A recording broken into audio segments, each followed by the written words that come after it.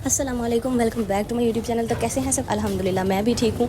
और जी यहाँ पर मेरी बहन ने बनाया था केक, माशाल्लाह चॉकलेट केक बनाया था, बहुत ही प्यारा बना था। हालांकि मैंने अभी तक ट्राई नहीं किया था, उसने पहले ही ट्राई कर लिया और बहुत अच्छा बना उसका ना।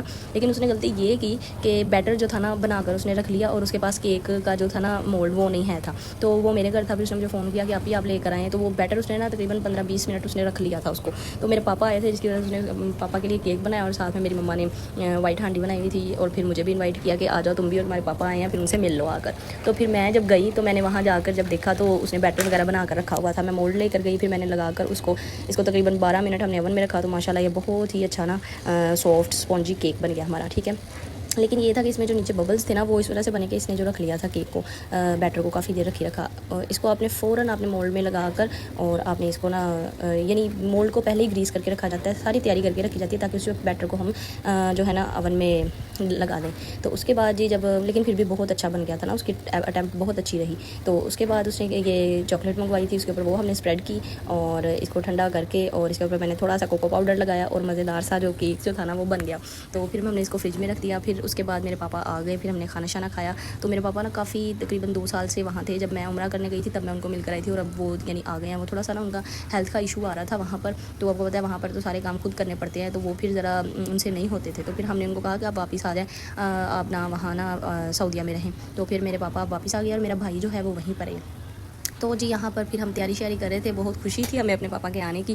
तो उसके बाद जी हमने सारा जो अरेंजमेंट किया और यहाँ पर देखें मुझे उसको ये था कि आप ही भी पास हो ताकि मुझसे कोई ना अवन चलाने में या अवन में कोई गलती ना हो जाए। तो फिर मैं उसके पास जब गई हूँ फिर मैंने सारा उसके साथ मिलकर ना हम दोनों ने केक बनाया और यहाँ पर आपको दिखा रही इतना सॉफ्ट केक था ना, फिर हमने इसको फ्रिज में रख दिया था। हमने बाद में खाया था लेकिन ये क्लिप पहले लग गया है। तो केक शेक मैंने कटिंग करके इनको दिया और उससे पहले हमने खाना शाना खाया। पापा मेरे आ चुके थे तो मम्मा मेरी जो थी वो सबको खाना शाना सर्व कर रही थी और साथ में मैं, हुसैन और हम सब ने मिलकर खाना खाया और बहुत ही मज़ेदार था। मेरे पापा इतने खुश हो रहे थे पाकिस्तान का खाना खाकर, कहते मैं वहाँ पे उकता गया था सारा ना, यानी वहाँ के जो खाने बाहर के खा के तो बहुत वो ना उकता गए थे। उसके बाद जी यहाँ पर जब मैं घर आई वापस तो मैं पहले ही मलाई बोटी को मसाला लगा कर गई हुई थी। तो फिर मैंने आकर कोयले वगैरह जलाए। तो यहाँ पर मेरे पास छोटा सा एक फ़ैन था, मेरे पास कोई हवा देने के लिए चीज़ नहीं थी, तो फिर मैंने इसको चला कर ना नीचे मैं उनको ना ज़रा कोयलों को जला रही थी ताकि सेक जो है ना वो जल्दी लग जाए इनको। तो फिर ये बहुत देर लगती है यहाँ के, पता नहीं कोयले कैसे हैं, पहले तो जलते ही नहीं हैं, फिर आहिस्ता आहिस्ता से बहुत स्लो लगता है। फिर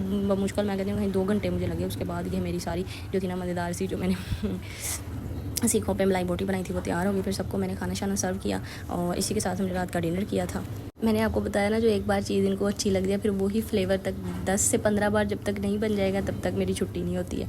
उसके बाद ये जो बैटर था ना मलाई बोटी का वो बच गया था। तो उसके बाद अगले दिन रात को इसके बाबा कह रहे कि मुझे भूख लग गई है, काफ़ी टाइम हो गया था तो मुझे समझ भी कुछ नहीं लग रहा था कि मैं क्या बनाऊँ। तो फिर मेरे पास ये बैटर पड़ा हुआ था, मैंने हल्का सा गार्लिक उसको सौते किया। उसके बाद इसमें मैंने ये बैटर डाल दिया मलाई बोटी का और थोड़े से स्पाइसेस ज़रा हाई कर दिए ताकि स्पैगेटी में ना जो स्पाइसेस हैं वो बिल्कुल लेवल हों।